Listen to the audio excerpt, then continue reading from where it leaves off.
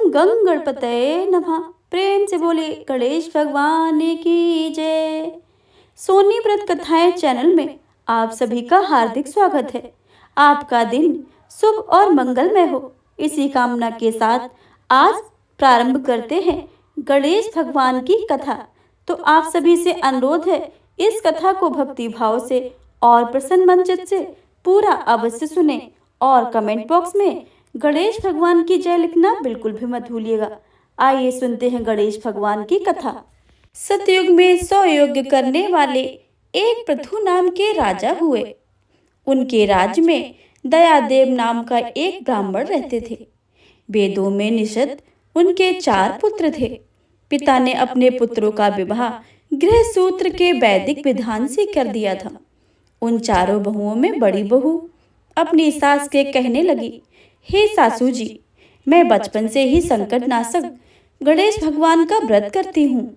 मैंने पितृगृह में भी इस शुभदायक व्रत को किया है। अतः हे कल्याणी, आप मुझे यह व्रत अनुष्ठान करने की अनुमति प्रदान करें। पुत्र वधू की बात सुनकर उसके ससुर ने कहा कि हे बहू, तुम सब बहुओं में श्रेष्ठ हो और बड़ी हो। तुम्हें किसी प्रकार का कष्ट नहीं है और ना ही तुम भिक्षुणी हो। ऐसी स्थिति में तुम किस लिए व्रत करना चाहती हो? हे सौभाग्यवती, अभी तुम्हारा समय उपभोग करने का है। ये गणेश जी कौन है? फिर तुम्हें यह क्या करना है?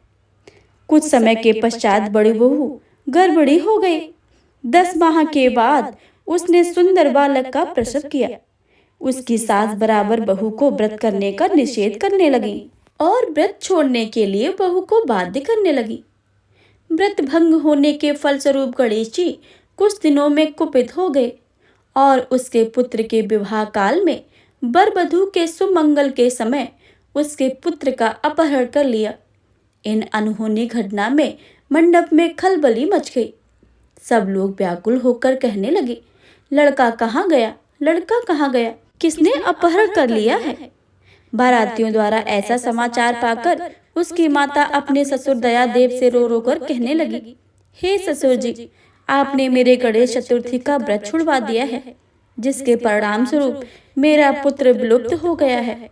अपने पुत्र वधू के मुख से ऐसी बात सुनकर ब्राह्मण दयादेव बहुत दुखी हुए। साथ ही पुत्र वधू भी दुखित हुई। पति के लिए दुखित पुत्र वधू प्रति मास संकटनाशक गणेश जी का व्रत करने लगी। एक समय की बात है कि एक वेदज्ञ और दुर्लभ ब्राह्मण भिक्षाटन के लिए इस मधुर भाषणी के घर आए। ब्राह्मण ने कहा कि हे बेटी, मुझे भिक्षा स्वरूप इतना भोजन दो कि मेरी क्षुधा शांत हो जाए। उस ब्राह्मण की बात सुनकर उस धर्मपरायण कन्या ने उस ब्राह्मण का विधिवत पूजन किया। भक्ति पूर्वक भोजन कराने के बाद उसने ब्राह्मण को वस्त्र आदि दिए। कन्या की सेवा से संतुष्ट होकर ब्राह्मण कहने लगे, हे कल्याणी, हम तुम पर प्रसन्न हैं। तुम्हारी जो इच्छा हो वह वरदान मांग सकती हो। मैं ब्राह्मण वेशधारी गणेश हूँ और तुम्हारी प्रीति के कारण आया हूँ। ब्राह्मण की बात सुनकर कन्या हाथ जोड़कर निवेदन करने लगी, हे विघ्नेश्वर, यदि आप प्रसन्न हैं तो मुझे मेरे पति के दर्शन करा दीजिए। कन्या की बात सुनकर गणेश जी कहने लगे कि हे सुंदर विचार वाली, जो तुम चाहती हो वही होगा। तुम्हारा पति शीघ्र ही आएगा। कन्या को इस प्रकार का वरदान देकर गणेश जी वहीं से अंतर्ध्यान हो गए। उसी समय की बात है, सोम शर्मा नामक ब्राह्मण एक वन में से उस बालक को नगर में ले आए। अपने पौत्र को देखकर दयादेव नामक ब्राह्मण बहुत प्रसन्न हुए। बालक की माता के हर्ष की तो कोई सीमा ही ना रही। साथ ही संपूर्ण नगरवासी भी प्रमुदित हो गए। बालक की माता ने पुत्र को छाती से लगा लिया और कहने लगी कि गणेश जी के प्रसाद से मैंने तुम्हें खोए हुए पुत्र को प्राप्त किया है। उसे नए वस्त्र आभूषण से अलंकृत किया गया। दयादेव तो बारंबार सोम शर्मा को प्रणाम करके कहने लगा, हे द्विजराज, आपकी कृपा से मैंने खोए हुए पुत्र को प्राप्त किया है। खोया हुआ बालक घर में आ गया है। सोम शर्मा को स्वादानुसार भोजन करवा के धोती दुपट्टा से विभूषित करके गोदान दिया गया। फिर से मंडप का निर्माण करके विधि पूर्वक वैवाहिक कार्यक्रम संपन्न किया गया। इसमें सभी पुरवासी भी प्रसन्न हुए। वह भाग्यशालीन कन्या अपने पति को पाकर धन्य हो उठी। हे गणेश भगवान, जैसे आपने ब्राह्मण के पुत्र वधू की मनोकामनाओं को पूर्ण किया है, वैसे आप सभी की करना। आपकी कथा को पढ़ने वाले, सुनने वाले, कहने वाले तथा हुंकार भरने वाले सब पर अपनी कृपा को बनाए रखना। तो प्रेम से बोलिए गणेश भगवान की जय। ओम नमः शिवाय। गणेश भगवान की दूसरी कथा के अनुसार एक समय की बात है कि विष्णु भगवान का विवाह लक्ष्मी जी के साथ निश्चित हो गया। विवाह की सारी तैयारी होने लगी। सभी देवताओं को निमंत्रण भेजे गए, परंतु गणेश जी को निमंत्रण नहीं दिया गया। कारण जो भी रहा हो, अब भगवान विष्णु की बारात जाने का समय आ गया। सभी देवता अपनी पत्नियों के साथ विवाह समारोह में आए। उन सब ने देखा कि गणेश जी कहीं दिखाई नहीं दे रहे हैं। तब वे आपस में चर्चा करने लगे कि क्या गणेश जी को न्योता नहीं भेजा है या स्वयं गणेश जी नहीं आए हैं। सभी को इस बात पर आश्चर्य होने लगा। तभी सबने विचार किया कि विष्णु भगवान से इसका कारण पूछा जाए। भगवान विष्णु से पूछने पर उन्होंने कहा कि हमने गणेश जी के पिता भोलेनाथ महादेव को न्योता भेजा था। यदि गणेश जी अपने पिता के साथ आना चाहते तो आ जाते। अलग से न्योता देने की कोई आवश्यकता भी नहीं थी। और दूसरी बात यह है कि उनके 1.25 मन मूंग, 1.25 मन चावल, 1.25 मन घी और 1.25 मन लड्डू भोजन दिन भर में चाहिए। यदि गणेश जी नहीं आएंगे तो कोई बात नहीं है। दूसरे के घर जाकर इतना सारा खाना पीना अच्छा भी नहीं लगता है। इतनी वार्ता कर ही रहे थे कि किसी ने सुझाव दिया कि गणेश जी भी आ जाएं तो उनको द्वारपाल बनाकर बैठा देंगे कि आप घर की याद रखना। आप तो चूहे पर बैठकर धीरे धीरे चलोगे तो बारात बहुत पीछे ही रह जाओगे। यह सुझाव भी सबको पसंद आ गया। तो विष्णु भगवान ने भी अपनी सहमति दे दी। होना क्या था कि इतने में गणेश जी वहां पहुंच गए और उन्हें समझा बुझाकर घर की रखवाली करने बैठा दिया। बारात चल दी। तब नारद जी ने देखा कि गणेश जी तो दरवाजे पर ही बैठे हुए हैं। तो वे गणेश जी के पास गए और उनके रुकने का कारण पूछा। गणेश जी ने कहने लगे कि विष्णु भगवान ने मेरा बहुत अपमान किया है। नारद जी ने कहा कि आप अपने मूषक सेना को आगे भेज दें तो वह रास्ता खोद देंगे जिससे उनके वाहन धरती में धंस जाएंगे। तब आपको सम्मानपूर्वक बुलाना ही पड़ेगा। अब तो गणेश जी ने अपनी मूषक सेना जल्दी से आगे भेज दी और सेना ने जमीन पोली कर दी। जब बारात वहां से निकली तो रथों के पहिए धरती में ही धंस गए। लाख कोशिश करें परंतु पहिए नहीं निकल रहे थे। सभी ने अपने उपाय किए परंतु पहिए तो निकले ही नहीं, बल्कि जगह से टूट ही गए। किसी के समझ में नहीं आ रहा था कि अब क्या किया जाए। तब तो नारद जी ने कहा कि आप लोगों ने गणेश जी का अपमान करके अच्छा नहीं किया है।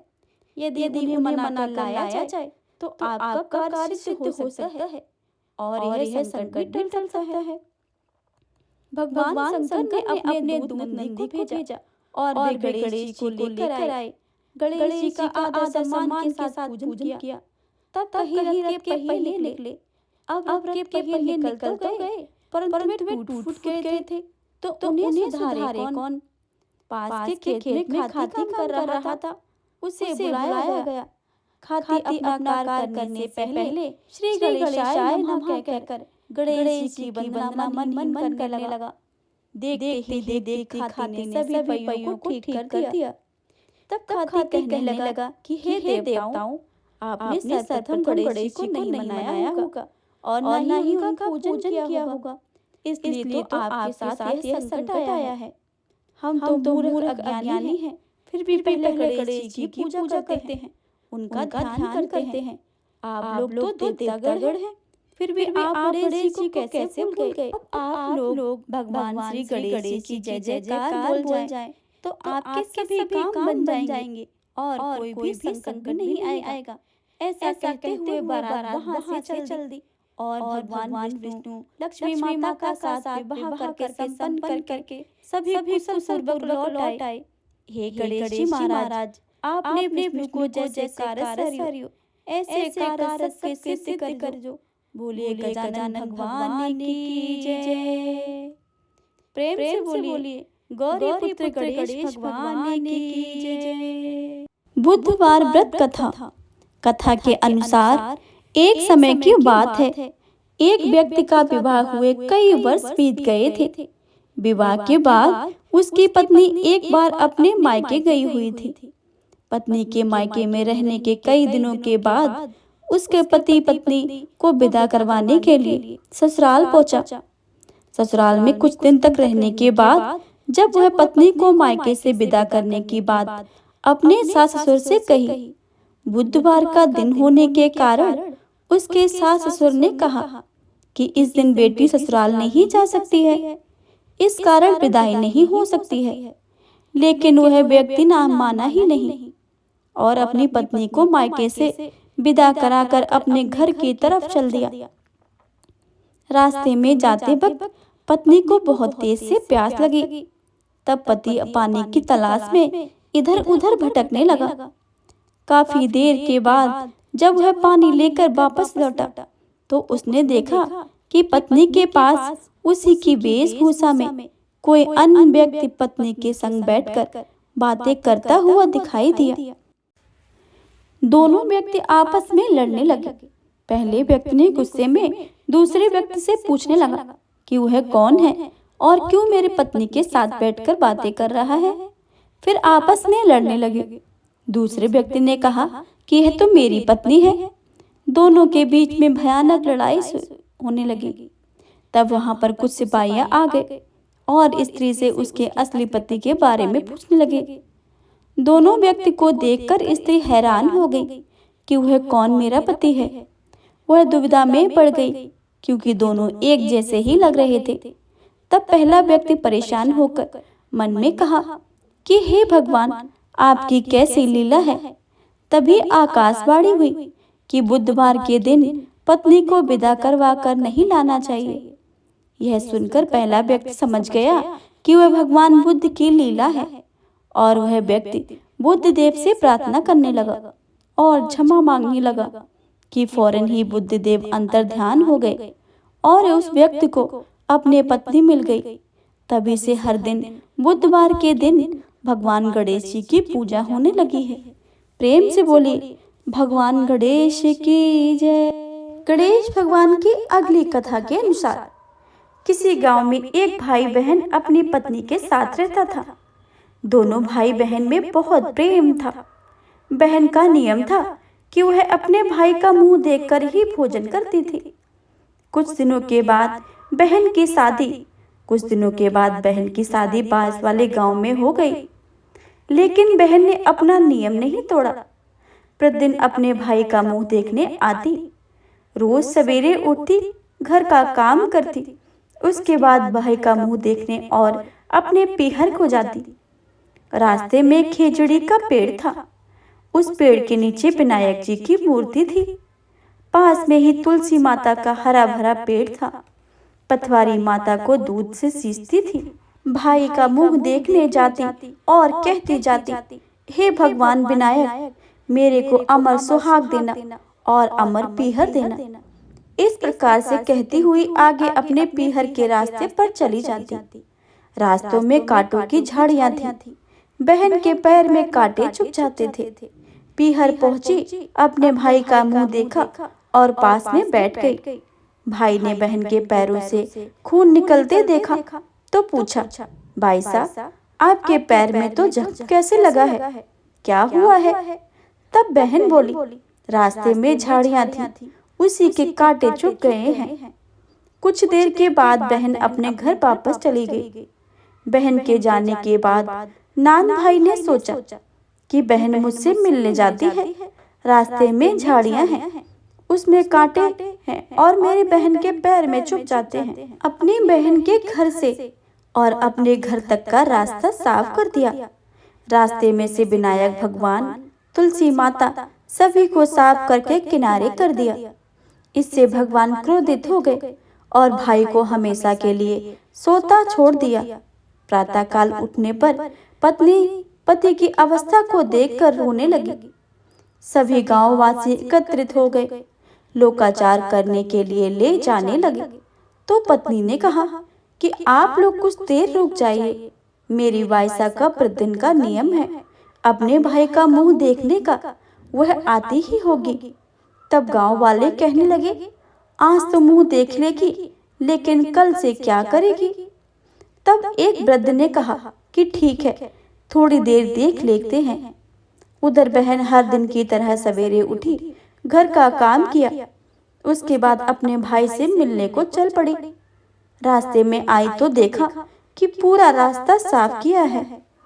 पेड़ के पास खेजड़ी का डाल दोबारा लगाया, 7 पत्थर लगाकर पथवारी माता बिठाई, विनायक जी की मूर्ति खोजकर दोबारा स्थापित किया, तुलसी जी का पेड़ लगाया।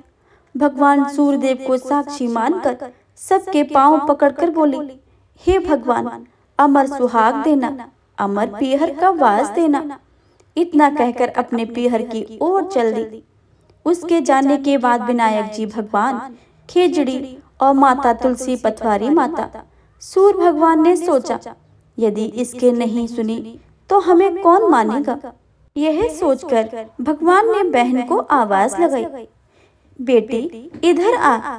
खेजड़ी के 7 पत्तियां तोड़ ली और इसे कच्चे दूध में घोलकर अपने भाई को इसके छींटे देना, वो सही सलामत उठकर बैठ जाएगा।